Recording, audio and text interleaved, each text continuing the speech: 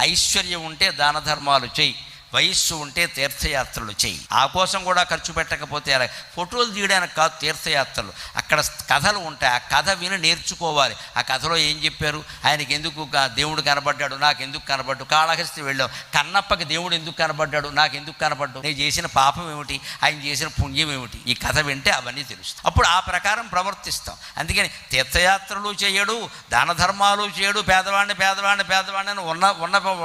ఉన్నవాడు కూడా పేదవాళ్ళలాగే మాట్లాడతాడు.